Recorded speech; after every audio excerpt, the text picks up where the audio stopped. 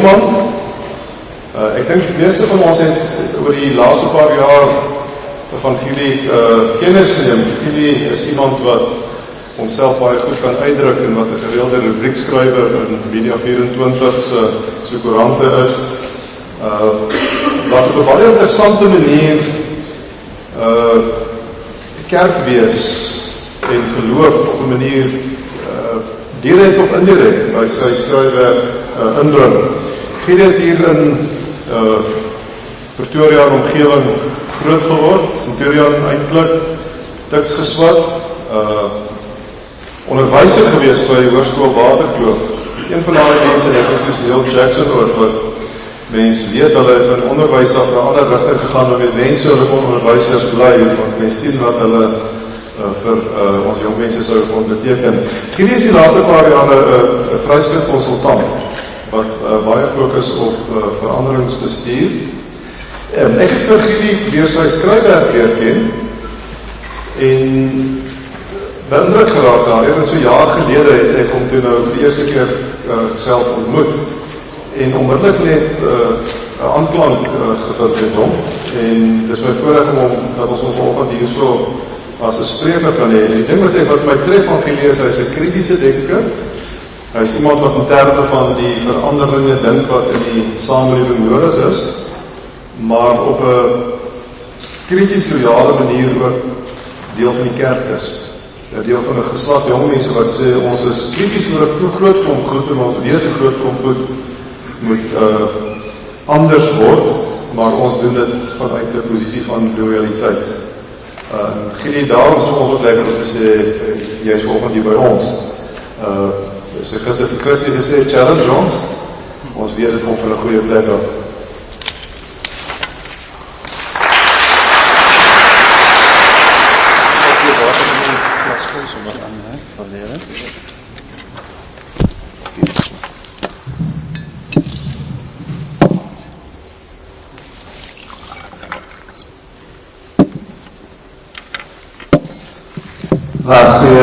Goeiemôre dames en here, dit is baie lekker om hier te wees. Toe ek as 'n student hier gesit het aan daai kant, 5 minute terug, ek het gedink ek kan nie nog voor sit nie, of staan nie, so kan die Here jou verras. Vir my was baie lekker dat ek die loop van die week, toe die Mansella en Christie se sessies baie gewoon, want ek wou graag 'n goeie indruk kry hoe hulle gekyk het na die hele konsep van herverbeelding en reimagination, en hoe dit van binne af gedoen kan word. Ek wil nie enige aannames maak, ek dink nie Tweede is 'n NG Kerk lidmaat nie. Ek dink dit is veilig om dit aan te neem, en ek dink ook die Christie is 'n NG Kerk lidmaat nie. Ek is wel een, ek weet nie waar my attestate is nie, en die dominees het my gesê, dit is eintlik baie belangrik dat mense dit weet, want in tye van nood moet hulle jou kan opspoor. Ek hoop hulle sal my wel Facebook Messenger kry. Maar ja, ek sal tot my attestate gaan soek en vastmaak en my vlag plant en sê ek is 'n lidmaat van hierdie gemeente. Maar ja, ek dink ek gaan baie die onderwerp van myself toe kant af benader op 'n manier, maar as iemand wat aan die binnekant groot geword het van die kerk en alles ek is nie meer bloedjonk nie, maar ek gaan al disken toe en so, maar ek is nog nie stok uit nie, so ek het al 'n paar seisoene in die kerk beleef, maar ek gaan definitief wil kyk, hoe kan ons seker maak dat hierdie kerk waarvoor ons almal lief is en waarvoor ons almal omgee, nog gaan bestaan op een of ander manier in die toekoms. Toe ander hulle maande gelede vir my gevra wat my onderwerp gaan wees, moes ek iets geantwoord het. Nou, in die era van 'n millennial te wees, en maande voor die tyd 'n onderwerp was, dit is Maggie Smith gesê, sy koop nie eers nie groen piesangs nie, want sy weet nie of sy uit genoeg gaan word om te sien as hulle ryp is nie. Maar ek het maar my onderwerp nou vastgemaak en te gesê, jou huis is waar jou hart is, 'n huis vir elkeen wat daar wil wees. En dis hoe ek na die kerk kyk op die ou en veral die laaste gedeelte, 'n huis vir elkeen wat daar wil wees. Ek het groot geword in 'n huis met 'n gehekelde lappie wat sê, wat is 'n huis sonder 'n moeder? So ek kon dit gekies het, ek het nie. Ek was baie, die rebel in my wou baie graag gesê het, ek sien 'n nuwe hemel kom. Ek het gedink dit sal nie goed afgaan by teoloog nie, maar dit is net in die gees van my toespraak ingewerk. My huis, ek wil graag begin met 'n aanhaling van 'n Amerikaanse teoloog. Ek het gedink, het sal gepas wees om met 'n teologiese aanhaling te gebeur. Maar ek het later gaan oplees van iemand, en besef hy was 'n Katoliek, so ek weet nie of die enige kerk hom erken as 'n teoloog nie, maar hy is 'n Amerikaanse teoloog op sy wikipage. Ok, liefde begin daar waar ons die mense vir wie ons lief is, toelaat om volkome onsself te wees, en nie hulle te wil redigeer, totdat hulle pas by ons eie beeld nie. Andersins is ons net lief vir die refleksie van onsself wat ons vind in hulle. Thomas Merton. So ek gaan dit weer net sê, want dit is vir my baie belangrik. Liefde begin daar waar ons die mense vir wie ons lief is toelaat om volkome onsself te wees en nie hulle te wil redigeer tot hulle pas by ons eie beeld nie. Andersins is ons net lief vir die refleksie van onsself wat ons vind in hulle. In my ID-boekie staan my name, ek is Gielie Hoffmann, die sondes van die voorvaders. Sal met ons bly tot ons nageslagte. My naam is Gielie, ek is 35 jaar oud. Ek is gebore en getoe in Pretoria, op ons familieplaas Hofdal net buite die stad, daar waar ek die 5de geslag was. Vandaar die familiename. Vroeger jare het die familienaam nog beteken jy erf 'n plaas. Vandag erf jy net die naam. My voorouders was landbouers, het geboer met alles en nog wat. My oupa met groente, later jare het hy 'n melkery gehad, en my pa met mielies en beeste, later jare met voer vir perde. Ek is nie 'n boer. Elke generasie het die plaas kleiner geword. Elke seun het sy stukkie grond gekry, tot vandag dat die plaas niks meer is as 'n werf nie. Dis bloot nou 'n stukkie klein grond vasgekeer tussen 'n golflandgoed en 'n ijskaatsbaan. My generasie, ek, my suster en my neefs, gaan nie grond erf nie. In die familiebegraafplaas lê daar generasies Hoffmans, Pretorius en van der Merwes. Vir lank was die begraafplaas die plek met die beste selfoonsein op die plaas. Duur onder die jacaranda-boom skuins voor my oupa Hoffmann se graf. Baie keer het ek daar gesit met my laptop op 'n stoel, gekonnekteer, terwyl ek nog die doedelsak van sy begrafenis hoor echo teen die kliprande. Gielie Hoffmann. Die naam gaan bes moontlik ook uitsterf. My suster het een seun, maar hy is Rudiseleen. My neef het een dogter, gelukkig het hy haar nie Gielie genoem nie. My ander neef het geen kinders nie, 'n besluit wat hy en sy vrou geneem het. Die toekoms van die familienaam en van rus op my skouers. Ek is die jongste, ek het die naam nie van, nie meer die familieplaas nie, maar ek is alreeds 35, maar dit is nog nie te laat nie, sê hulle. Dalk gaan ek 'n kind kry. Dit hang net af of ek dit alleen gaan doen, of saam met 'n partner dalk, of ons 'n kind gaan aanneem, en of ons dit via surrogaatma gaan doen. Want sien die klomp, die jongste kleinseun van die familie, skop mos links, soos die oom sal sê, tussen in plase. In my geestesoog ruim ek die waanhuis uit die laat 1800s in as 'n huis vir my. Die waanhuis wat op die werf staan. Ons, die eerste generasie wat nou in 4 meters gaan bly, en nie meer in hektare nie. Hektare is nou iets van die verlede. In my verbeelding plant ek 'n vrugteboord, en 'n paar inheemse bome, en 'n paar blokke veldgras, en bou ek 'n plaas dan. Dalk sit ek 'n bijekolf in die hoek van die erf, neer naby die ou bloekomboom. Daar sal nie plek wees vir 'n stukkie vleiland soos in my grootwordjare nie. Dalk net 'n water feature by die voorhek. Langs die stukkie kraalmuur sal genoeg moet wees. Om te herverbeel wat die plaas was vir my as kind, is iets waarna ek baie dink. Dit is waar my hart nog lê.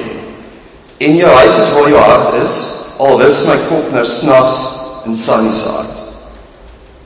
Ek sal graag nog 'n Gielie vir die wêreld wil gee, en my grootword ervaring vir hom wil herskep. En My pa het nou selfs toegegee, maak nie saak hoe nie, gee net vir ons nog 'n Gielie. Dit sal eintlik gaaf wees. Ek het 'n ongelooflike grootword jare gehad. My huis, maar ek klomp verskillende vertrekke gehad. Die Russiese skrywer Tolstoy het gesê, almal dink daaraan om die wêreld te verander, niemand dink daaraan om onsself te verander. Die landskap van my grootword jare was eenvoudig, plaas, skool en kerk. Ek besef nou ook kafee, maar ons hoef nie daaroor te dink nie, maar daar was ook 'n kafee. Tussen die drie is al my behoeftes bevredig. Ek is omring deur familie en vriende en die mense vir wie ek groot geword het. My liggaam is gevoed aan die kombuistafel, my horisonne verbreed by die skooltafel en my gees verryk op die kerkbanke. In die week is daar gewerk, op Saterdae is daar gespeel en op Sondae is daar gerus. Ek is gedoop in die NG Kerk Erasmus. Die predikant was 'n vriend van my grootouers. Sy stem was bulderend en hy was autoritief en sy hare en sy toga was pikswart en ek was baie bang vir hom. Die kerk was baie ver van die plaas af, maar dit was die naaste kerk. Die predikant het ook sy kleindogter daardie dag gedoop. Ons is 2 dae uit mekaar gebore in die moedersbond, is tot vandag toe beste vriende. Sy bly in New York en ons WhatsApp call as die verlange te veel raak. En tussendeur stuur ons vir mekaar onvanpaste memes wat ons grootouers sal blootset. Nie lank daarna nie het die boere afgestig. Daar was 'n ou kerksaal en 'n stukkie grond nader en ons het soontoe geskuif na NG Kerk Moenavoon. Nie lank daarna nie is daar op die rug van kerkbazaars en skenkings en die belofte van meer lidmate en 'n lening in 'n nuwe kerk gebou. Boere hou van afstig en boere hou van bou. Hier het ek sondagskool bygewoon. 'n Kruisie vir as jy in die kerk was, 'n kruisie vir as jy by die sondagskool was, als gerekordeer vir goue seeldoeleindes, wat my ma vir my gesê het eendag 'n baie groot onlosmaaklike gedeelte van my CV gaan wees. Dit het vir 'n hele paar jaar gewerk. Ek het al die antwoorde geken, die mooiste ingekleed, hard saamgesing en stil gesit in die kerk. Dit was die laat 80s en die vroeë 90s. Suid-Afrika was aan die brand en daarom was daar oggendtees met Manuel Escorcio en Rina Hugo en François Befourier en enige iemand met 'n perm of 'n skouerkussing of 'n blymoedige siel het by ons 'n draai gemaak. Hier in ons stukkie paradys was alles goed gewees. Ek gaan nie so studies sing nie, maar die refrein wat by my opkom is, as hy weer kom, kom haal hy sy parels. Voor die nuwe liedboek was dit al die skones, al die wittes. Na die nuwe liedboek het ons bietjie gaan edit.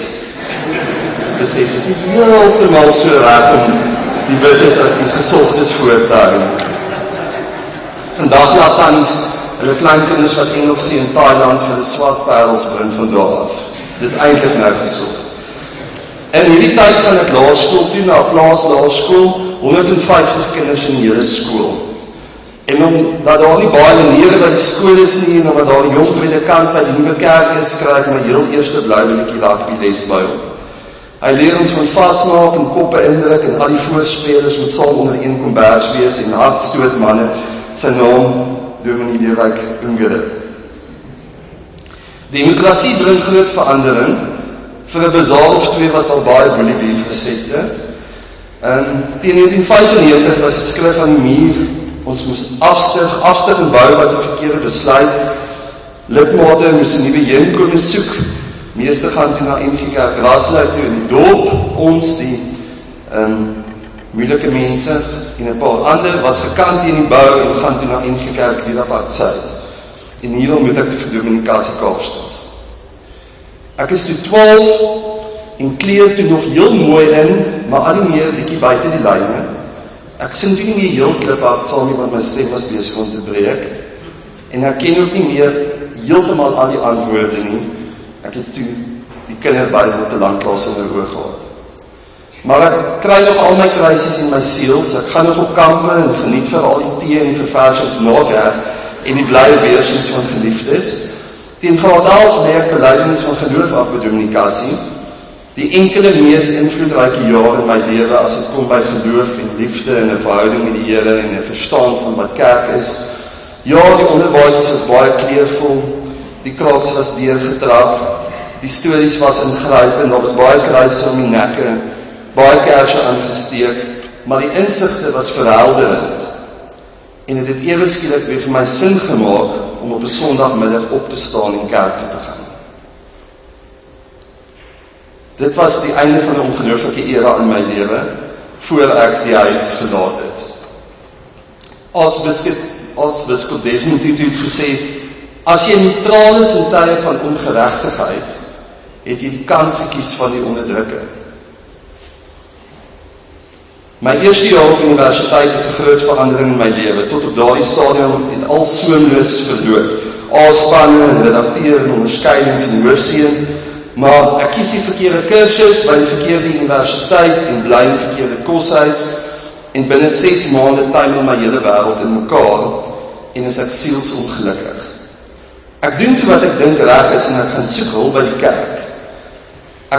Mense wat van die plaas af kom het nie sielkundiges toe gegaan nie. Ek gaan na die jong nuwe predikant by die gemeente, hy luister, hy bid toe vir my en hy laat weet hy sal weer 'n afspraak maak. Ek wag tot vandag toe.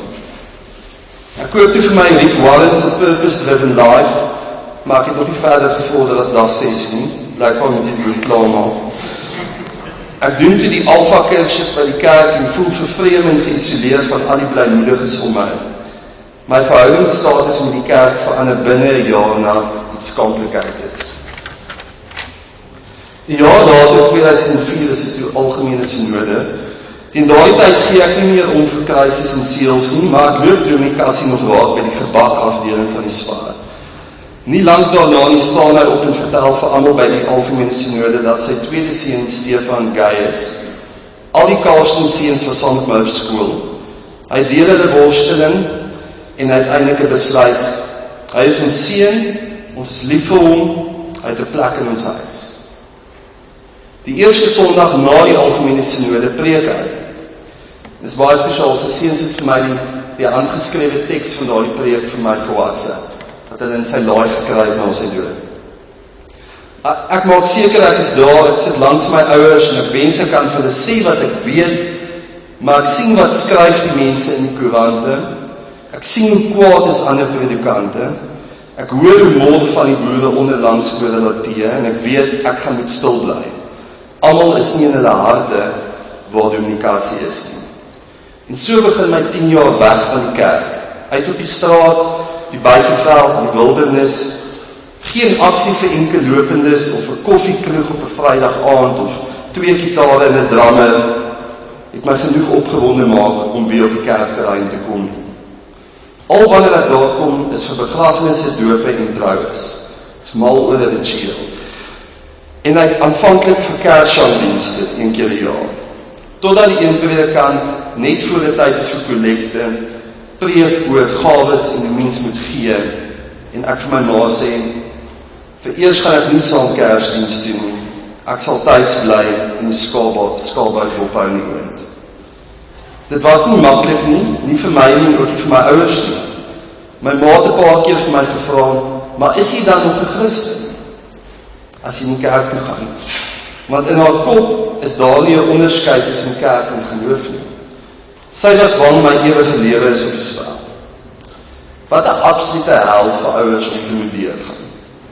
Ek het gesê ja, dit is, maar nie geweet hoe dit is om gelowig buite die kerk te wees nie. Ek het beslis ophou Bybel lees, ophou bid, en ja, ek was nie meer seker wat ek geglo het. Na 2004 het die debat in die kerk al hoe vuuriger geraak, of dit nou oor Bella of oor homoseksualiteit was, dit het my al hoe verder weggedraai, want geregtigheid en gelykheid en menswaardigheid was goed wat ek groot waarde aan geheg het. Die regte lewe in die kerk is as 2 verskillende heelale voorgekom. Ek was soekend, het nêrens behoort en beslis meer die gemeenskap van die sogenaamde onheiliges geniet. Mense soos ek wat in die kerk wou wees, maar nie tuis gevoel het. Mense soos wat ek in die kerk gedoop is en belydenis van geloof afgelê het en in geen ander kerk as die NG Kerk wou wees nie. Ons hart kon nie meer in die NG Kerkhuis wees nie. Maar ons wou ook nie ons toevlug gaan soek in 'n warehouse ergens op 'n oop stuk grond by 'n pastoor nie. Ons het Camino's gaan stap, boeke gelees, theater gekyk, musiek geluister, loftes besoek. Ons siele is gevoed, maar ons het op Kersdag weggebly in die kerk maar aangesit by die tafel. In hierdie tyd het Dominee Cassie afgetree, ek het sy laaste preek gaan luister, sy hart en sy menswees en sy boodskap het tot my gespreek, maar selfs in sy eie gemeente is hy geïsoleer. Die kerk het op homself begin inval. Niks in my verbeelding kon plek maak dat ek ooit weer 'n kerkganger sou word. Ons is in twee geskeer deur 'n nostalgie vir die bekende en 'n drang na dit wat vreemd en onbekend is. Meer as ooit maak dit dat ons verlang na plekke wat ons nooit geken het nie. Die Amerikaanse skrywer Karen McCullough het dit gesê. En toe gebeur 2015, ek is 30, na jare in die woestyn het ek nog steeds die gesprekke in die kerk bly volg. Ek kon nie wegbly nie, al wou ek. Baie vriende het op 'n glo in enigiets. Baie het gesê, hoekom wil mense in 'n kerk wees wat hulle heeltemal blyklik nie soek nie? Maar iets in my het gehinke na daardie deel voel wat ek as kind gevoel het in 'n kerksaal. Die klimaat rondom belangrike gesprekke het verander. Daar was 'n ontvanklikheid, maar ook 'n verheid. Die kerk as huis was al aan die voorkant gerenoveer, maar agter het die mure nog afgedop. Dinge is op 'n punt gedryf. Ek onthou ek het Dominee Cassie by 'n begrafnisraad geloop, hy het reeds afgetree. Ons het gesels, ek en ons oor was op die laaste koeksuster, en dit was soos, wie gaan daai koeksuster kry? Ek het gesê 2015 Dominee, en hy het tranerig geraak, in my hand gevat. Ek het hom die laaste koeksuster laat kry, diabetes of tonaat. Hy is in Julie 2016 oorlede. Later in daardie jaar die buitengewone algemene synode hulle ding gedoen, geen verrassings daar nie.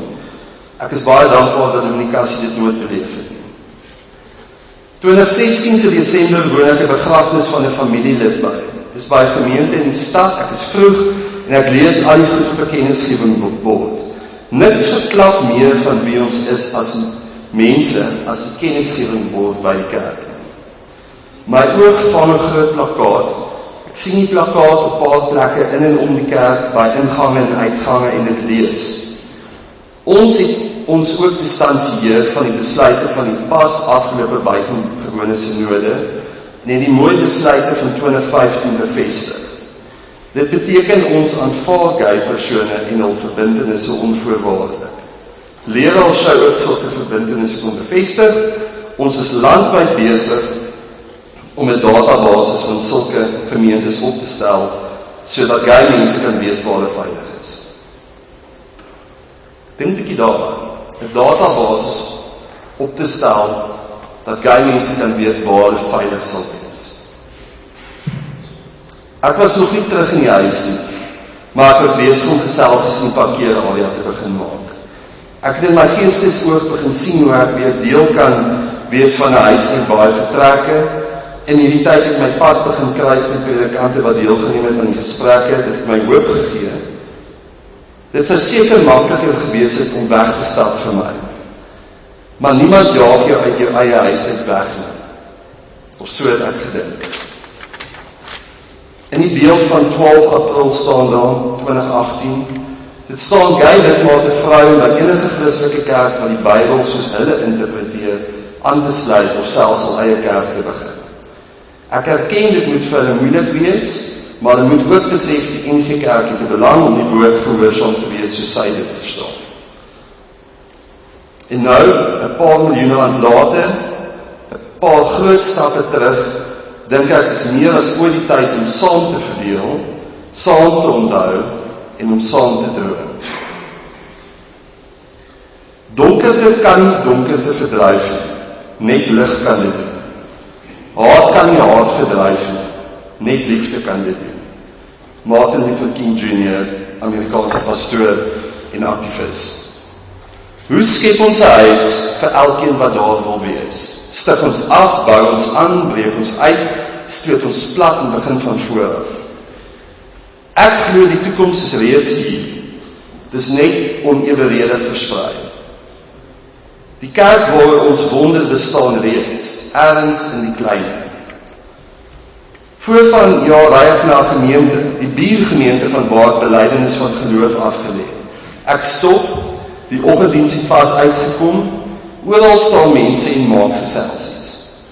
Dis wit en Afrikaans en grys. My hart gaan sit in my keel. Ek is hier om te praat met die belydenesklas, nie oor koetjies en kalfies nie, maar oor my reis as 'n gay boerseun.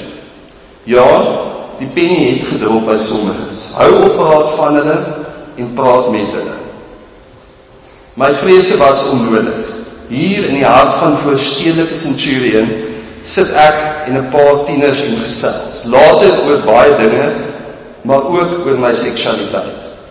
Hulle, die oomblik dat dit kon gebeur, die kerk se bereidwilligheid, gee my hoop. Ek wens dat ek as 18-jarige so kon gesels. Die toekoms is reeds hier. Tulie Magnsela se storie oor the cold within sal my vir altyd bybly. Dit herinner my aan John Carney se woorde verlede jaar toe hy 'n Fiesta toekenning gewen het vir sy lewenslange bydrae tot teater. Oor apartheid sê hy, "We have been denied each other." Ons is ontneem van mekaar. Ons is nie toegelaat om mekaar te ken en te sien en te beleef nie.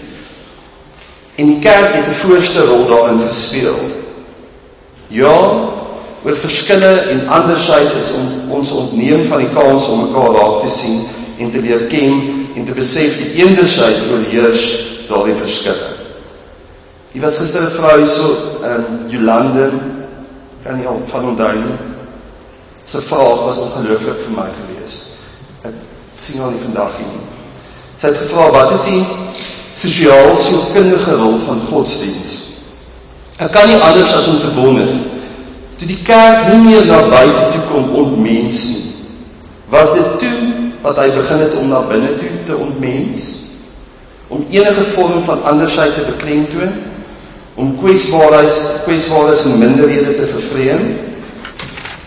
Is dit daai idealisme wat die oom daarachter wat gepraat het van snotneus siektes onder buffels, wat hy verwys het na ons oorlewingsdrang, dat ons aan die een kant goeie Christene wil wees, maar aan die ander kant wil oorleef, is dit wat agter dit al sit? Boelie ons mekaar as ons nie veilig voel nie. Ek dink die kerk is vol wonderlike mense. Sommiges van hulle is selfs goeie Christene.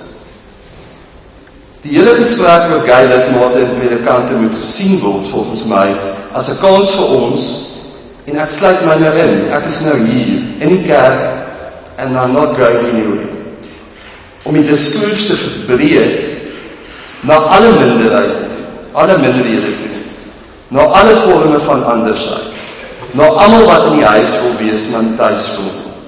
Ek was vir 10 jaar daar buite, daar is baie soos ek, wat vir watter rede ook al nie meer thuis gevoel het nie, maar sal wil terugkeer. En baie wat nou daar is, wat daar wil bly, en baie wat in die toekoms nog daar gaan groot word. Hoe gaan daar die huis lyk? My pleidooi aan julle vandag is so die mense wat baie belangrike rol speel, is, ons hoef nie nog 20 jaar te wag voordat ons besef, okay, apartheid was verkeerd nie. As ons nog 20 jaar gaan wag in kerk, wat reeds skrimpend is, wat reeds aan die verarm is, nie meer bestaan. En jong predikante, besluit self of jy jong is of nie. As jy nog langer gaan wag vir leiding van bo af of leierskap van vooraf, gaan jy in jou 50s en jou 60s sonder kerk of pensioen sit. Kodak het sy deure gesluit omdat hy gedink het digitale kameras is 'n goedie. Moet jy nie blind staar teen wat voor jou oë aan die gebeur is nie. Verandering is 'n gegewe, aanpassing nie. Met alle liefde en deernis gesê, ons moet ouer predikante en teoloë eer vir wat hulle gedoen het, veral die wat hulle nekke uitgesteek het, na wie Christus gister verwys het, Maar die onus rus nie op hulle om die kerk te transformeer nie. Ook lidmate gaan al hoe meer self kerke transformeer, leading from the bottom up. Gister na Christus' sessie woon ek 'n begrafnis by. Ek het baie oor begrafnisse geskryf. Dit klink of ek permanent by begrafnisse is. Ek beloof ek is nie. Diep onder die indruk van wat ek die week gehoor het, neem ek alles waar om my. Die predikant is van die platteland af, afgetree, familievriend, hy lei die diens. Verlos ons van die bose. Daai stem. Die kerk is stampvol, my pa lewe hulp blyk in sy pa. Visueel vang my oog iets. My pa wat onder staan en praat, die stampvol kerk en die dominee wat agter sit, amper weggesteek, vergeet het teen die muur. Almal kyk na my pel, die predikant sit daarbo, amper onsigbaar, amper irrelevant in daardie oomblik. En ek kry sy generasie baie jammer. Hulle het gebou, 'n land, 'n lewe, gemeenskappe, gedoen wat hulle dink reg was. Maar is in die proses onmenslik. Ook hulle worstel om tuis te voel in 'n plek wat eens huis was. Hoe het dit gebeur? Ook by die begrafnis lewe 'n kleinneef 'n huldeblyk aan die oom. Hulle was kleinneefs, hulle broers was oupas. En ek besef hoe naby die geskiedenis nog eintlik was, want hulle oupas het saamgeveg in die Anglo-Boereoorlog. Is gevang neem deur die Britte, Bermuda toe gestuur vir 2 jaar. In hierdie tyd vertel hy, het die swart werkers en die Indeer-winkeliers op die dorp kos na die plaas gevat vir die wit vrouens en kinders. Menslikheid. Bietjie meer as 'n generasie later is die bal aan die rol gesit en het die ontmensliking van apartheid begin. Hoe het dit gebeur? In sy huldeblyk huil my pel 2 keer. In die begin, voor hy lekker stories kon begin vertel het, en later toe hy vir Maria bedank, die swart vrou wat beide sy ouers tot op hul laaste versorg het. Almal gaan groet vir Maria na die tyd. Die vermensliking, soos Wilhelm verwoed daarna verwys, het weer begin. Hoekom moet ons herverbeel? Hoe doen mens dit? Wat kies ons? Hoe maak ons gesond? Wat vergeet ons? Wat sien ons nie raak nie? Wat skep ek? Dis alles vrae wat nodig is om te vra.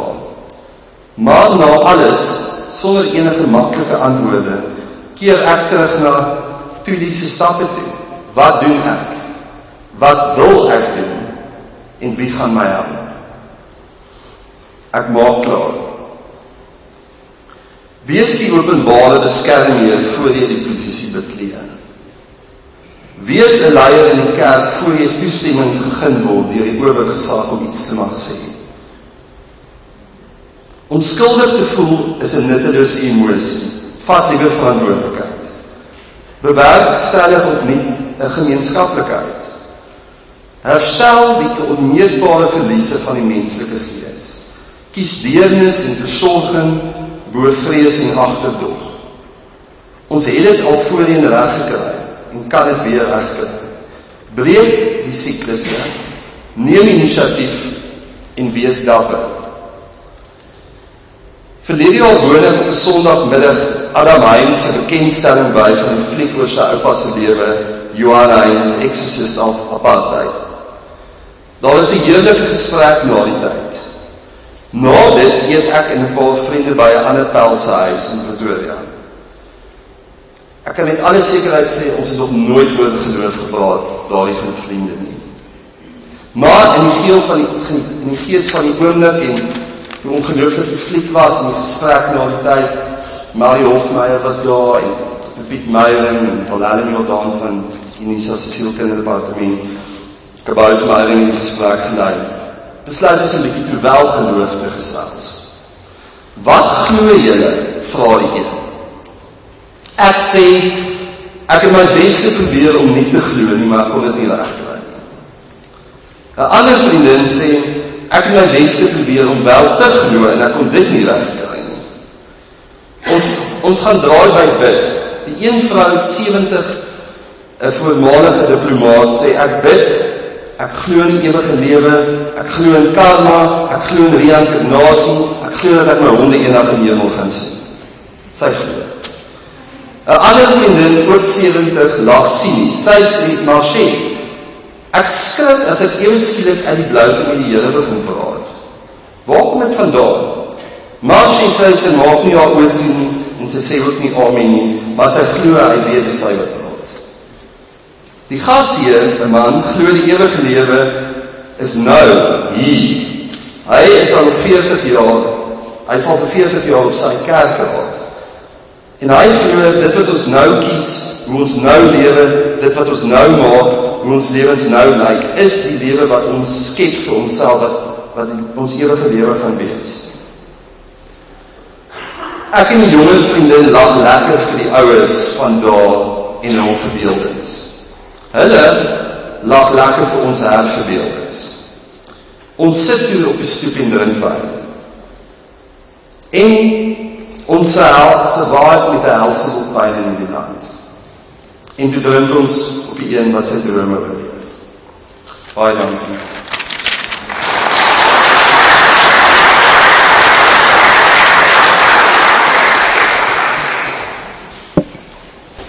En daarom sal ons NG.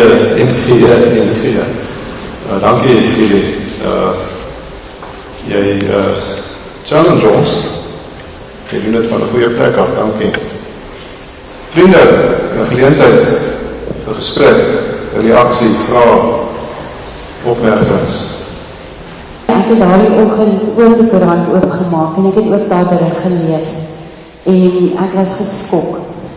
En my hart het gebreek vir daai mense wat hierdie nou moet lees, wat moet hulle dink. En die enigste ding wat ek kon sê vir daai mense is, ons is nie almal so nie. En dit is vir my baie hard, dis 'n ding waarby ons in die kerk sit wat gaan moet verander. So ek sê vir jou, ek is jammer, ons is nie almal so nie. Bailey het 'n boek geskryf oor 1 Korintiërs as 'n kommentaar. En die interessante ding is dat hy 'n ringskomposisie gemaak het met Malakoi en Asenai-Koitai. En die Malakoi het 'n ringskomposisie gemaak met vurigheid. En die ringskomposisie met Asenai-Koitai het hy gemaak met dief. En die interessante van wat hy wil sê is dat die Malakoi het terwille van geld homself blootgestel aan daardie vorm van seksualiteit. So hulle was heel waarskynlik arm, of wat dit ook al mag wees. Maar in terme van die Asenai-Koitai het hy die ringskomposisie gemaak met 'n dief. Nou wanneer 'n dief in jou huis inkom, is jy onbelangrik, maar jou besittings is belangrik. So ek dink wat Paulus daar wil sê is, hy veroordeel nie homoseksualiteit per se nie. Hy sê net, hy is ontevrede met die vorm van homoseksualiteit wat die plaas vind. En dit is eintlik 'n vorm van prostitusie. Want as jy jouself beskikbaar stel as Malakoi, is dit dieselfde as vroulike prostitusie. As jy disrespekvol en onmenslik optree teenoor die persoon, as jy die Asenai-Koitai is, dan beteken dit, hy as persoon en mens is onbelangrik, net 'n stukkie anatomie van hom is heel belangrik. En ek dink dit maak dit heeltemal anders. Ons kan nie mense klone van onsself maak nie. Ons het hierdie reg daartoe. Jullie baie dankie dat jy jou hart met ons gedeel het. Jy is so soos my seun. En ek wil vir jou sê, as ons nie ons jong mense in ons gemeentes as 'n minderheidsstem en 'n kleiner wordende groep, as ons nie na hulle gaan luister en na hulle stories en na hulle drome nie, kan ons maar die deure nou toemaak. Daar's 'n verlies aan gesprek, dink ek, in terme van en 'n olifant in die vertrek wat ons besig is om te vermy. En dit is dat as ons wil droom oor 'n toekoms, dan sal ons baie intens moet gaan luister, maar nie net na dit wat gesê word nie na die uitleg van woorde of die redelikheid van redenasies nie, maar ons sal moet gaan diep luister na die harte van mense, as ons enigszins kerk van Christus wil wees. Dankie. En dis iets gewigtig en heilig wat jy met ons gedeel het, so dankie daarvoor. Ek mag het dalk gemis het, maar dalk het jy dit nie pertinent genoem nie. My vraag is eintlik, wat het jou laat terugkom? Want jy het toch gesê, 10 jaar was jy weg, jy het die gesprek gehad by gemeente, by die belydensklas, maar wat het gemaak dat jy sê, okay, nou weer is ek hier. Ja. Het is nou baie mooi ding gesê aan die begin, een van die aanhalings oor nie iemand is 'n refleksie van jouself te sien, iemand nie lief nie. Ek dink ek het my daar gered, want toe ek gehoor het, ons kry siekkie, my vrou swanger, het ek dadelik 'n refleksie van myself gesien. Dit sal ook die eerste grootste fout gewees het, want voordat die kind gebore is.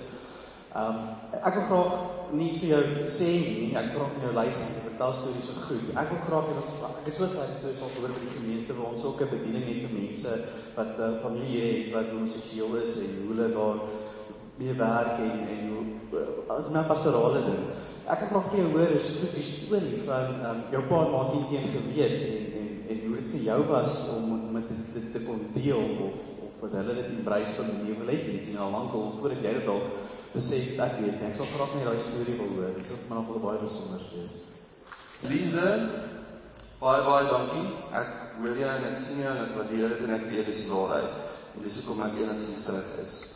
Dis so mense wat ek weet almal is nie so.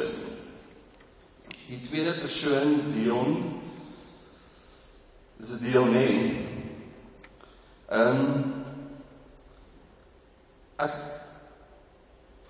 Ek het geskrik toe jy begin praat. Want ek is soos, vra mens vir kilogram, hoe hanteer mens hierdie? Want ek is nog, en toe vat jy 'n ander draai, waar ek bly was. Jy het nie die Chris van Wyk, wie sê hulle die draai gevat, waarvoor ek bang was nie. Want ongelukkig, praat baie mense, as hulle oor homoseksualiteit praat, is hulle 'n stap weg van prostitusie af, of hulle is 'n stap weg van predators wat kinders molesteer af, of hulle is 'n stap weg van soos bestiality. So, ek is baie bly dat you bring it home well. Ek dink dit gaan net daaroor dat na alles is ek net ook gay. Dis nie my hele identiteit nie. En ek is so bevrees dat die hele debat in die kerk mense gereduseer het tot een ding, 'n baie klein gedeelte van wie en wat hulle is. En baie ander goed van my ontken of nie erken of raak sien nie. En dis hoekom ek my in spasies plaas wat vir my uitdaag, maar om vir mense te wys dat daar is ook 101 maniere van hoe ek kan wees. En ek dink dis wat jy sê, sien iemand in sy hele kompleksiteit raak en nie net daai gedeelte nie. Wie was nommer 3? Ek het nie jou naam gekry. En as jy sien sy uit soos ek is, moes ek nou seker oom gesê het. Maar ek dink dit is die gevaar en dis wat ek het dit dalk nie genoeg bepleit nie, maar my toespraak het op die einde oor seksualiteit gegaan. Ek dink dit kan ongelooflik, die gesprek rondom gay wees is eintlik 'n voertuig vir hoe ons oor ander goed moet dink en praat, en dis 'n geleentheid om al die ander goed aan te spreek. Jy weet, ek as 'n gay lidmaat en ek ken verskeie gay predikante en almal voel, jy weet, al is die debat nog nie klaar gevoer nie, is daar ander belangrike goed wat agterweë bly en ons wil daaroor ook gesels. En ek dink dis belangrik want ons is 'n generasie mense wat waarde heg aan sekere goed wat ek dink nog glad nie die gay debat verteenwoordig het dalk, maar dit is nie die hele storie vir ons nie. Dan Jana, Facebook vriendin wat ek vandag ontmoet het. Wat het my laat terugkom? Dit was dit 'n vorm van masochisme. Ek kon nie wegbly nie, want ek het waar ek ook al hoe ver weg ek in die buiteveld was, of in die wildernis was, of weg van die huis af was, het ek gesprek gevoer hieroor met myself. En het ek geweet waarna ek smag. En daai kere wat ek vinnig in en uit terug is na 'n doop toe, of na 'n begrafnis toe, of na 'n troue toe, dan was daar 'n bekendheid wat ek besef het ek mis in my lewe. Baie mense wat in my lewe is, ek het 'n baie verskeidenheid mense in my lewe verstaan glad nie hoekom ek hierdie wil doen nie. Hulle lag hieroor, hulle is jy het dit nie nodig nie, en tog is dit hierso. So daar's om dit presies te verklaar, behalwe dat dit wat my gevorm het, die kerk is deel daarvan, en ek wil nie in 'n ander kerk wees nie, en ek wil nie 'n ander kerk begin nie, en ek wil nie in 'n kerk wees wat net vir gay mense is nie, want dan gee dit net aandag aan een gedeelte van wie en wat ek is. Dis is om te gaan na 'n gay gemeente net vir blou wille doen. Kan julle dink hoe traumaties sy die laaste 10 jaar daar gewees het? Dit sou 'n roudiens gewees het elke oggend, en kollekte vir nuwe spelers, verstaan jy? So, ek wil nie in 'n kerk wees wat net vir gay mense is nie. Ek is baie meer as net dit. En ek het iets wat eie aan my generasie is gedoen, en baie gemeentes gaan besoek, met sukses en nie sukses nie.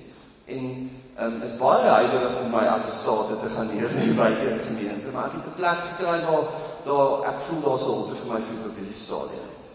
Maar die oggend waar ek bly nou hierso op die in Sunnyside Oos, onder Linwood, onder Jonathan, my vriende wat bo dit bly in Sunnyside Rift, maar ons wat laat bly is naby die Wolkersvryheid en na klapskote, maar as vriende kom kuier en sê ek vir hulle, julle is veilig, as daar nie skote klap is ons wat bekommer.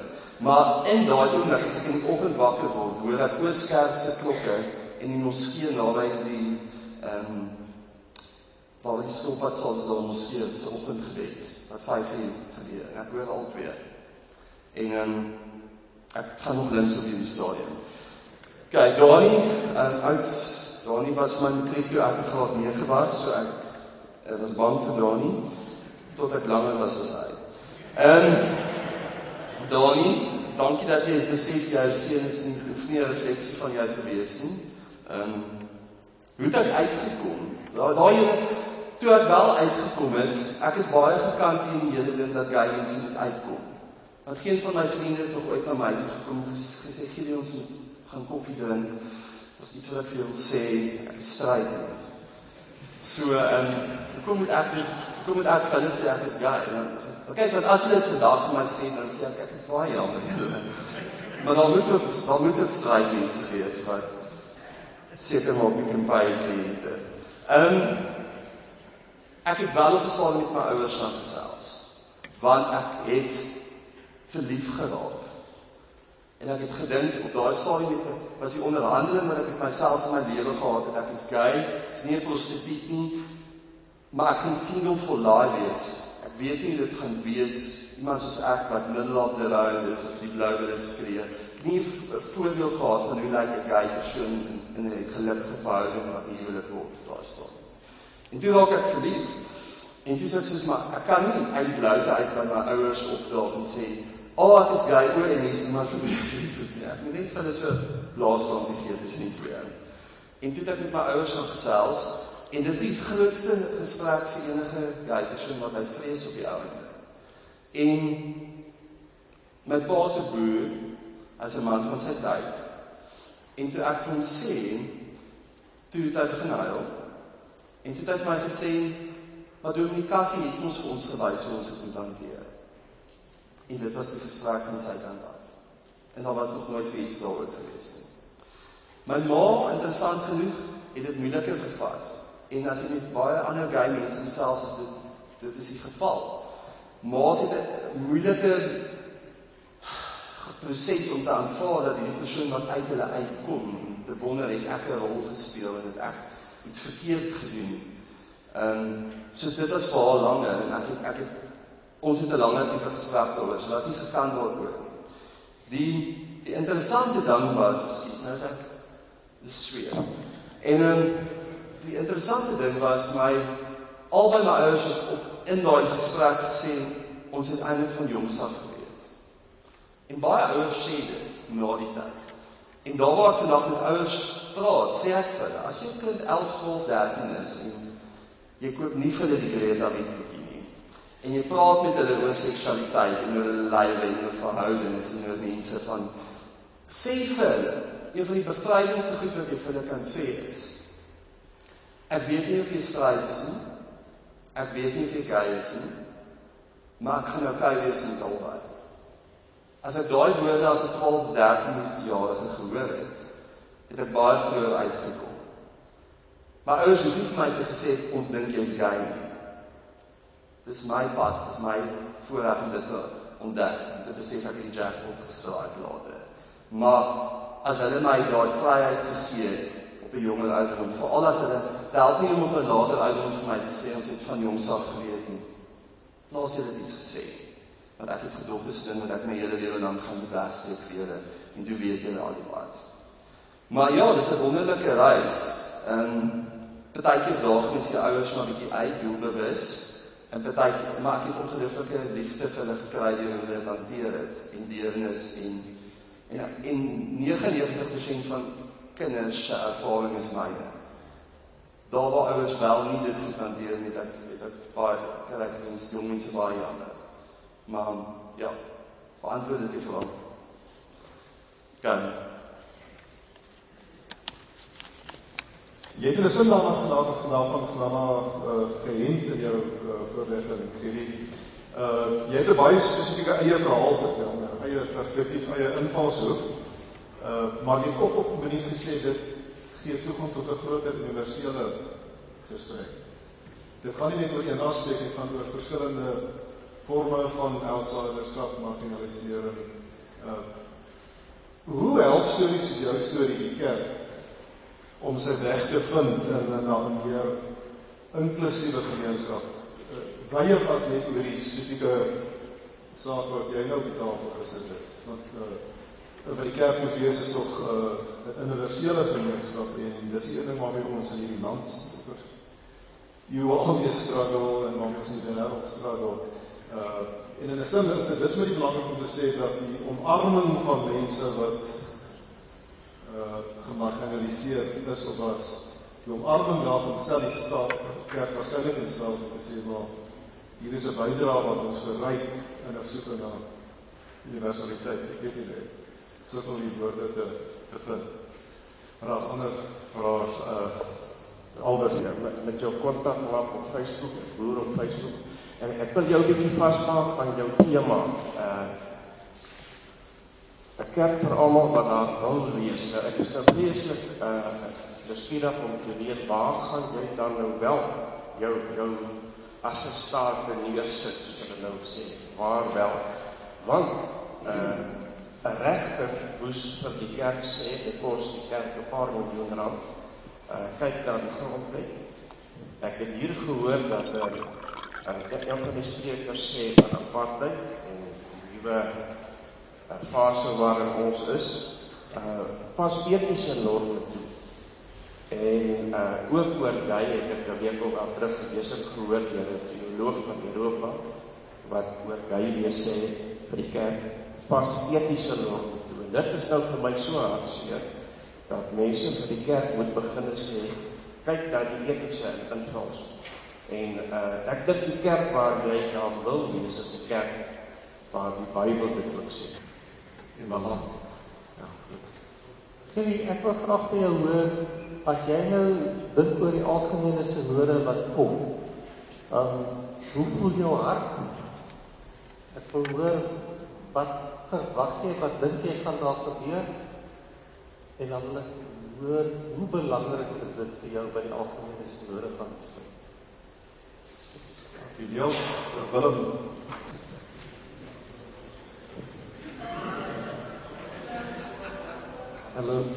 Hallo Gielie, ek wil iets praat oor geloof en oor kerkwees.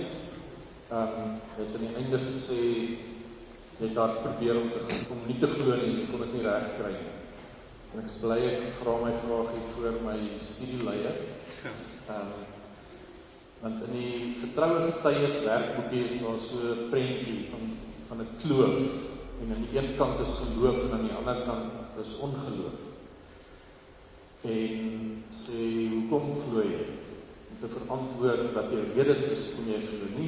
Nie inhoud uit te stel, maar om te sê, hoekom glo jy? En my studieleier het gesê, ek glo omdat ek my aan daai kant van die kloof bevind. Ek glo omdat geloof iets is wat aan my geskenk is. Ek glo omdat ek nie anders kan nie. Al probeer ek om dit nie te doen nie, kry ek dit nie reg nie. Want God het my syne gemaak, en daar is ook niks wat ek kan doen om dit ongedaan te maak. Heb ik je niet, ek wil 4 opmerkings maak voor my vraag vra. Ek het jou nie gehoor as ek hier praat oor gays. Jou gesprek het my baie breed vlak gelê, maar die gesprek op die oomblik is daar en wat by Jana aansluit. Ek besef ek bevind my so 'n bietjie op heilige grond. Die tweede ding is, die derde ding wat ek wil sê is, my vergifnis beteken vir my dat God onthou sonder om dit teen my te hou. My eie onthou, om by ons thema aan te sluit. Ek kan nie 1988 vergeet nie. Ek sit onder 'n kansel en 'n dominee sê van die kansel, my ken my goed. Egskeiding en moord plaas jou buite die genade van God. Dis nie net gay mense wat die NG Kerk is geheel moet vergewe nie. Ek onthou dit sonder dat dit my meer vashou. Dis my vergeet. Is om te onthou sonder dat dit wat ek onthou my vashou. Maar my vraag nou vir jou is, daar's 'n klomp mense wat as het ware die NG Kerk moet vergewe, om op 'n bepaalde manier te vergeet, sonder om dit wat hulle onthou, hulle te laat vashou. En dit is nie net gay mense. Dit is ook geskeides. Dit is die hele klomp mense wat ons verloor het oor daarna, en so kon aangaan en aangaan. Dink jy, ons kan het regkry? Want ons toekoms lê eintlik op daai manier van vergeet en onthou, om 'n nuwe NG Kerk te verbeter. André, jy was eerste. Hoe help my storie die kerk? Ek dink, om na iemand se studie en na veral iemand soos Christie te luister, is baie konfronterend, want hulle werk op 'n sekere vlak met taal. So jy hoor woorde soos patriargie en heteronormativiteit, en ek dink in Afrikaans weet ons nog nie hoe om sulke goed te gesels nie. En daarom is die narratiewe of mense se stories so belangrik, want daai goed is vir mense so abstrakt, jy weet nie wat jy nie weet nie, en dit wat jy nie aan blootgestel is, en jy gepla jou nie eintlik nie, en ons almal het blinde kolle, so jy, ek nou die dag toe ek 2 vriende by my kom eet, 2 wit stryd mans, en al 2 gaan deur baie goed in hulle lewe, en hulle sê toe, hulle het nodig om net te sit en te gesels en te praat, en toe sê ek op ons WhatsApp groep, lyfsin vir volwasse mans, met 'n steekie na Greta weet, sê ons toe, sê ek, julle is welkom om julle white male fragility by my te kom deel. Ek verstaan waar julle gaan, want baie van hulle word nou vir die eerste keer gekonfronteer daarmee dat hulle nie die norm is, dat die wêreld nie lyk soos hulle nie. En ek wens ek kon baie kwaaier gewees het partykeer, maar my default setting is deernis. En dis kom ek my storie deel en hoop ons kan die middel by mekaar kry en praat in die middel. Ek steur my regtig baie min aan die periferie's. En hier in die middel waar mense weet maar nie hoe om 'n stap te gee nie, is 'n storie partykeer 'n baie goeie plek vir iemand om 'n stap te gee. Om op te staan en te sê ons is nie almal so nie, beteken nie vir my net iets, maar het beteken vir haar iets. En wat Malan gesê het is, dit gaan oor almal wat seer gekry het in die kerk. Dit gaan nie oor net myself nie. So, maar om wel te besef dat daar is sekere goed wat ons as norm aanvaar en dat dit aanvegbaar is. En dat ons daarna moet kyk, as die gesprekke rondom gays die eerste stap kan wees om daai gesprekke ook te maak, sal ek bly wees. Maar dit mag nie daarop hou nie, daar's baie ander goed om daarby uit te kom. En die 2 strydouens het ook gehuil aan die einde van die ete. 7, Albert. Wat was Albert gewees? Is al voor. Nee, kry waarvan nie. Maar net die pouk op Messenger. Ons pouk nie meer. Ons stuur dadelik 'n boodskap. Dis nie nodig om aan te neem of so nie. Jy is welkom om my, you can slip into my DMs anytime. Albert, queering the space aandui, dis wat mense doen. Reg. Wil jy weet wat se gemeente spesifiek? O nee, okay, ek wil sê hulle het nog nie 'n bemarkingsdeal met my aangegaan, so ek wil nog nie die handelsmerk bekend maak nie. Gratis. Ek dink die kerk is waar jy die interessante ding is hoe hulle my daar gekry het, was nie deur 'n gewone preek nie. Hulle het my op die terrein gekry waar iemand gepraat het oor iets anders, 'n aktuele gesprek. En dit was so relevant, en dit was my so weg van, dat die kerk toe gaan een keer 'n week, en dan gaan jy na jou regte lewe toe. En toe ervaar ek iets in die kerk, om te sê, maar, hier praat ek oor goed wat ek daagliks oor praat, en luister ek na iemand, en dit het my idee van wat die kerk kan wees, om te sê, die kerk moet sentraal in die gemeenskap staan, nie op die kant wees. Dit het ek daar gevoel. En toe het ek begin in dienste by te doen. En gelukkig, hulle verskillende dienste. En ek is old school, ek is mal oor 'n orgel, so ek gebruik nog 'n orgel. My gemeente waar ek vandaan kom, het hom toegespan met 'n wit laken. So dit is op 'n manier 'n kerk waar ek net op 'n intuïtiewe manier voel, hier kan ek myself wees sonder oordeel. En hulle het dit bekend gemaak, en ek dink dis wat almal kan doen as hulle saam met my stem, waar hy stem nie saam met my nie, as jy teruggaan na jou gemeente toe, daai plakkaat waarvan ek gepraat het, wat ek op 'n begrafnis gesien het, om net te sê, maar dis wie ons is. Hierdie kerk, ons glo dit. Dis hoe ons na hierdie kwessie kyk. Was vir my 'n baie praktiese manier om net vir iemand te sê, jy is welkom. En ek dink daai stappe, die oor so brose en oor so liberale Weskaapse synode, het nou gesê, hulle gaan jammer sê vir gesinne en lidmate wat seer gekry het in die hele debat. Ek sien reikhalsend uit, nou hoe hulle dit gaan doen. Dis 2 maande later, daar gaan seker 'n kommissie vir kommissies aangestel word om dit te doen. So, daar seker 'n 18 maande window verwagtinge. Maar ek dink net is om vir mense te sê, baie keer, en die gemeente het dit gedoen. Dan, Niels, off the record, dan kwyt my aan dis. Oor die algemene synode sien ek baie uit, na alles sien ek baie uit. Want ek wonder, gaan dit 'n plek wees waar daar gekonsolideer word? Is dit 'n plek waar ons gaan sê, hier is ons nou? Is dit 'n plek waar nuwe faksies, nuwe gevegte na die tafel toe gaan bring? Ek vertrou my vyand as hy raserig is. As my vyand stil is, dan is ek bekommerd. Die mense is baie stil, so ek is bekommerd dat Boksburg Benoni iets gaan wees wat dit nie hoef te wees. Ek weet nie, die kerk kan nog 4 jaar aan sy siektes bekostig nie.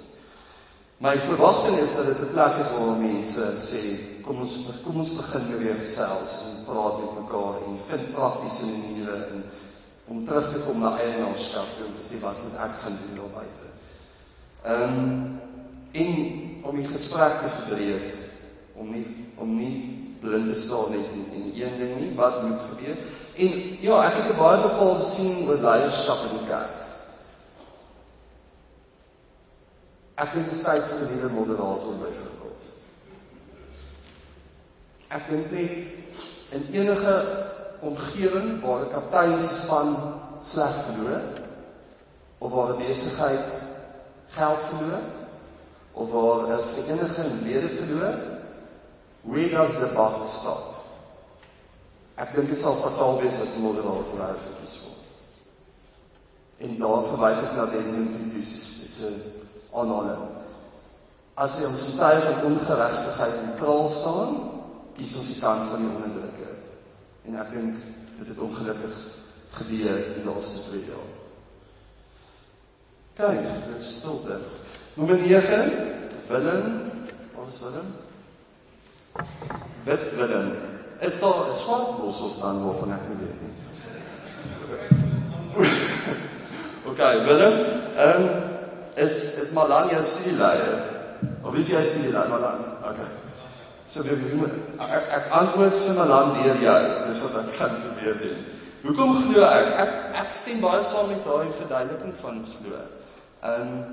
Ek het gevoel my lewe is armer, toe ek baie geveg het teen iets, en toe ek iets aanvaar, en baie soos 'n kind weer dit begin doen het, om net weer aan die gang te kom, my lewe dadelik verryk. Ek lewe baie in verwondering. Daar's baie goed wat vir my verstommend is oor die wêreld en die lewe, oor die skepping, oor mense, en ek sukkel baie om my te versoen met die idee dat daar nie iemand daar buite is wat hand het in baie van die goed. So ek is baie gemaklik om erkenning te gee daaraan. Het is baie harde werk om nie te glo nie. Waar mense hulle laat dit maklik lyk, dit is nie so maklik nie. Dit is soos om 'n vegan te wees. Het is baie harde werk. Het is maklik op maandagoggend 10:00 en dan skop jy die realiteit uit. Maar dan, jy baie goed, ek sê saam met jou, God onthou, maar hou dit nie teen my nie. Ons wat met wie goed gebeur het, moet nie vashou nie. En natuurlik, ek praat dit vanoggend met predikante, so ek sit 'n groot verantwoordelikheid op julle skouers, maar ek dink daar's ook 'n groot verantwoordelikheid wat rus op enige iemand se skouers wat graag in 'n kerk wil wees en nie daar is nie. En 'n gesprek wat jy met jouself moet voer om gesond te word. Natuurlik kan 'n kerk jou daarmee help, en kan ander mense jou daarmee help, maar jy kan ook nie sê ek wil in die kerk wees, maar ek doen alles wat ek kan om nie daar te wees nie. Maar ek gaan nie vir mense wat seer gekry het sê hoe hulle net oor dit moet kom nie. Maar basies is dit wat jy moet doen. Op die einde, as jy daar wil wees, is dit wat jy moet doen, om te sê, maar ek gaan nou 'n diens bydoen. Ek gaan my hand opsteek en ek gaan betrokke raak. Maar om daar uit te kom is baie moeilik. Hoe keer ek terug? Kan ons, ja. Ons moet dit onlosmaaklik glo, maar dan anders kom ons hierso. Maar ek dink dat ons moet besef, daar's 'n tydselement hieraan. En ons moet aksie neem, en ons moet aktief wees, en ons moet, sulke goed is baie lekker om te gesels, maar wat gebeur môreoggend terug by die kerk?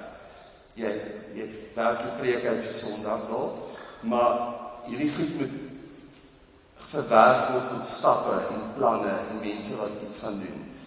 Want ek weet nie of die kerk nog 20 jaar nog het, gegee by die kurwes, as ons nie iets nou daar doen. Ons kan nie in blindelings glo dat die kerk vir altyd daar gaan wees nie.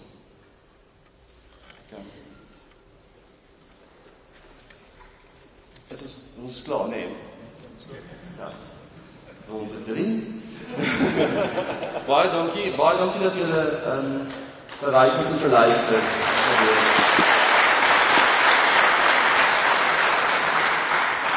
So die voor jy gaan sit, ek wil net vir jou namens ons almal dankie sê. Terwyl jy praat, toe lig jy my gedagtes op 'n stadium op, en ek kyk toe op en ek sien daar staan Vivid Colour, Vivid Life. Heeltyd terwyl jy praat, is dit op ons skerm, Vivid Colour, Vivid Life. Ek het iets daarvoor by jou opgetel. Kleur, lewendige kleur, en 'n lewe, wat 'n vivid life, 'n lewe vol lewe. En toe ek weer, my oë weer afdaal, toe sien ek hier staan, so stuur ek julle. So word ons gestuur. Met Vivid Colour, om vivid te gaan leef, vir jou ook. Dankie.